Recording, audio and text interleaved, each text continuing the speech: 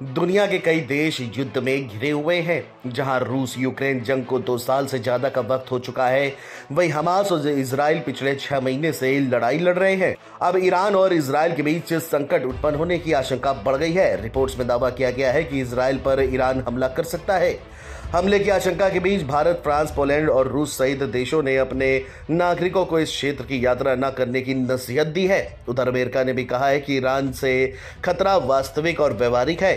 दरअसल अमेरिकी खुफिया एजेंसियों ने दावा किया है कि ईरान आने वाले दिनों में इजराइल के अंदर सैन्य और सरकार से जुड़े ठिकानों पर हमले का आदेश दे सकता है। ये चेतावनी अमेरिका खुफिया आकलन के बाद जारी की गई है। अमेरिकी खुफिया आकलन के हवाले से आई रिपोर्ट ये कहती है कि ईरान इजराइल के अंदर बैलिस्टिक मिसाइलों और ड्रोन का इस्तेमाल करके हमले कर सकता है। हालांकि रिपोर्ट्स में यह स्पष्ट नहीं है कि ईरान सीधे कार्रवाई करेगा या अपनी प्रॉक्सी नेटवर्क का इस्तेमाल करेगा।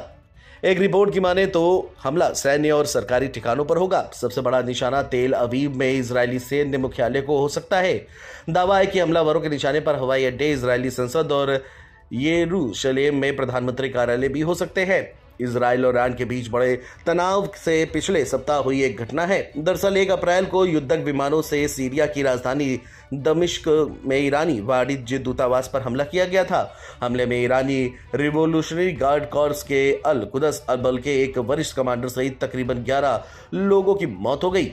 ये सभी दमिश्क दूतावास परिसर में एक बैठक में भाग ले रहे थे। हमले का आरोप इजराइल पर लगाया गया, जिसने इसकी जिम्मेदारी नहीं ली। हमले के बाद ईरान के नेताओं ने राजनयिक मिशन को निशाना बनाए जाने की निंदा की और कड़ी प्रतिक्रिया देने के बाद कही। ईरान के सर्वोच्च नेता आयतुल्ला अली खोमेनी ने कहा कि इजराइल को उसके ऑपरेशन के लिए दंडित किया जाना चाहिए और किया भी जाएगा। खामेनेई ने कहा कि ये ईरानी धरती पर हमले के बराबर है। उधर इजराइल सरकार ने कहा कि अगर ईरान सीधी सैन्य कार्रवाई करता है तो वे उसके क्षेत्र पर अपने हमलों से जवाब देंगे। बीते दिनों इजराइल के प्रधानमंत्री बेंजामिन नेतन्याहू ने कहा कि जो कोई हमें नुकसान पहुंचाएगा, हम उसे नुकसान पहुंचाएंगे। हम इजराइल की सभी सुरक्षा जरूरतों को रक्षात्मक और आक्रामक दोनों तरह से पूरा करने के लिए तैयार हैं। वहीं जानकारों का यह मानना है कि ईरान ने सीधा हमला इजराइल के खिलाफ युद्ध की कार्रवाई के बराबर होगा और दमिश्क में हमले के लिए एक बड़ा जवाब होगा। अटलांटिक काउंसिल के निदेशक जोनाथन पेनिकॉफ ने कहा कि बैलिस्टिक मिसाइलों का या ड्रोन का उपयोग करके इजराइल के खिलाफ हमला करना तेहरान के लिए सबसे जोखिम भरा विकल्प होगा। हालांकि ईरान व्यापक पैमाने पर युद्ध को बढ़ने से रोकने की कोशिश कर रहा है। उदाहरण के लिए नागरिकों को निशाना न बनाकर केवल सैन्य और खुफिया लक्ष्यों पर ही हमला करना। दूसरी स्थिति हो सकती है कि ईरान पहले की तरह दक्षिण लेबनान और सीरिया में हिजबुल्लाह जैसे प्रॉक्सी समूह को इजराइल में हमले करने का आदेश देगा।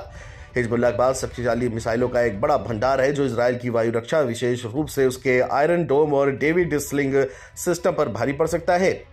तीसरा ये कि ईरान के हमले के बाद लड़ाई के मैदान में अमेरिका के कूदने का जो भी जोखिम हो सकता है, ये एक ऐसा नतीजा होगा जिससे ईरान बचना चाहता है, क्योंकि यह गंभीर प्रतिबंधों से जूझ रहे ईरान के मौजूदा आर्थिक संकट उसे अमेरिका के साथ युद्ध की इजाजत नहीं दे सकते। उधर अमेरिकी राष्ट्रपति जो बाइडेन ने इसी सप्ताह ईरानी हमले की आशंकाओं के जवाब में इजराइल की रक्षा के लिए अपनी प्रतिबद्धता दोहराई है। बहरहाल देखना यह होगा कि हमास इजराइल के बीच जंग अभी भी जारी है और इस जंग के बीच ईरान से तनातनी के बीच कोई एक नई युद्ध नीति शुरू ना हो जाए। Video desk NBT online.